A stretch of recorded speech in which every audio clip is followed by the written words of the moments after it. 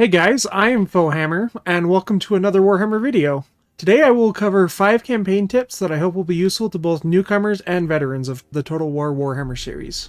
Starting off with number 1, don't have more units in your army than you need. A mistake that not just beginners make, recruiting more units than you currently need to win battles will set you back in the long run and slow down your campaign progress in the early turns. Having too many units early in a new campaign will stifle your economy, making the campaign portion of your game much harder than it needs to be. So if you're winning most of your early battles without taking many casualties, chances are that you're spending too much on unit upkeep. So looking at your army, merge some of the damaged units if there are any, or disband some of your existing units. That gold can instead be used to upgrade your buildings and settlements. When it does come time to start a second army, recruit only enough units to fulfill their purpose. Bring the right units for the job and nothing more.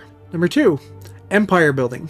Only focus on settlements that you know you can protect. This is something important on any difficulty, but even more so on higher difficulties, or if you are attempting to play the game on a more difficult setting than you are used to. The AI prioritizes the weakest portions of your empire to attack. You may have already experienced this when you're doing well, and then you notice that an enemy army has marched past the outer edge of your empire and has attacked your least protected settlement. It's frustrating and will happen more than once, but there are things you can do to minimize the chance of it happening. Do your best not to fight wars on multiple fronts. The more avenues of attack that your enemies have to exploit, the more likely your weaker settlements will be targeted. Build the garrison building within every minor settlement. Not only does this increase the amount of troops a garrison will have at its disposal, it will also give you some higher tier units to help defend the settlement. More importantly, once you have constructed the second tier garrison building, your minor settlement will now have walls to protect itself and will require almost every enemy army to build siege equipment before they can attack. This will usually buy you 1 to 2 turns for you to either raise a small force in a nearby settlement or for one of your existing armies to come to the rescue. Number 3, diplomacy. Start early. We are not going to cover all the small intricacies of how the diplomacy system works, but we will talk about important factors that lead to a successful campaign. Everything covered in this tip will also lead into our next one, which also talks about diplomacy. How many campaigns have you started where just when things start to feel like they're going well, several factions declare war on you within several or even a single turn? In Total War Warhammer, there exists a mechanic called Great Power. This is something employed against the player, meant to maintain the difficulty of the campaign over many turns. How Great Power works is that with every region you control as the player, all AI factions, with very few exceptions, will begin to see you as a threat and will be less likely to establish new relationships with you. The more regions you control, the greater diplomatic penalty will be against you. That means, as the game progresses, AI factions will be more likely to declare war on you as relations between you start to go into the negative. So that's why in this stage of the game, establishing good relations early with factions you want to confederate or will later want as allies in the game is important. If you're trying to get military allies, having long-term relationships grant diplomatic bonuses that will make them much more likely to accept. Using non-aggression pacts, trade, and military access agreements early will make your campaigns easier once you get into the mid and late stages of your campaign. On the flip side of this, don't break any agreement or peace treaty made before its initial 10 turns have passed. Doing so will make you untrustworthy, alliances will be dissolved, and even allies will become prone to declaring war on you until your reputation recovers. Having a poor reputation makes you a big target for the AI to declare war on. 4. Choosing your allies wisely to come out on the winning side. A common mistake that many players do is making alliances too early in the game. Alliances can be powerful tools, but they also cut both ways. Having strong allies means unfriendly factions are unlikely to declare war on you, and depending on your faction can even give bonus brownie points with other potential allies. Weak allies tend to take more than they give, and they leave you vulnerable. Both, however, are going to demand you join them when they declare war, or are declared war upon, depending on the alliance type. If there is a faction you want as an ally or to confederate later on, wait until they are already at war with any significant enemies they may have. This will allow you to focus on finishing off your existing enemies before any new ones from a defensive or military alliance can stab you in the back. Waiting to form alliances is like saying, don't put all your eggs in one basket. Keeping your options open means that you can jump into wars when the winner is most likely already decided and is less likely of a future risk for yourself.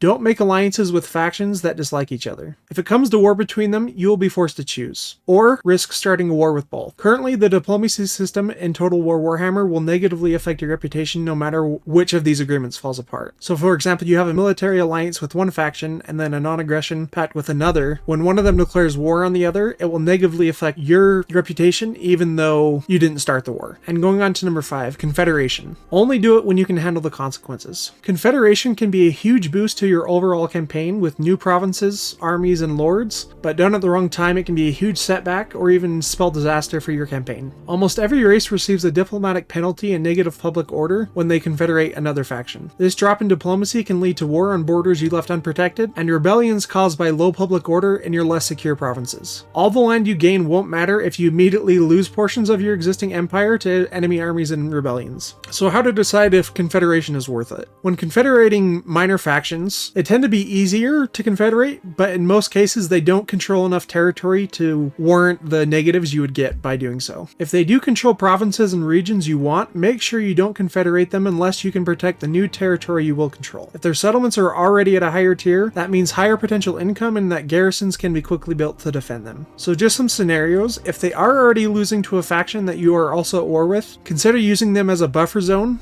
until you can deal with the enemy, and then afterwards you can consider confederation. If you're not at war with their enemies, their land can usually be safely transitioned into your empire without the risk of invasion. Talking about major factions, you will more often than not only look to confederate factions led by legendary lords to get these characters as generals for your armies. They tend not to favor accepting confederation, but they will do so when they're in a weakened state or when the legendary lord has been wounded. You can also boost your chance of successful confederation by offering large sums of gold. Taking control of these lords is almost always worth it, even if you will lose all of their territory. Many have faction-wide bonuses in their skill trees, and almost all legendary lords are strong in battle. When you do make a successful confederation, be sure to eliminate any extra bloat from the inherited armies and settlements. Disband any units and armies you don't need, and rebuild the settlements to best suit your needs. So coming to a close, guys, I hope that these tips will help you in your campaigns. If you enjoyed the video, please leave a like and subscribe to the channel for any missing content. I really appreciate it, as it helps the video get shown to other people. And currently I am trying to hit 1,000 subscribers on the channel, so I can apply to be a verified content creator partner with Creative Assembly. Achieving this would allow me early access to new information, allowing me to produce better and faster content for all of you. My name is Warhammer, and thank you so much for watching. Have a great day.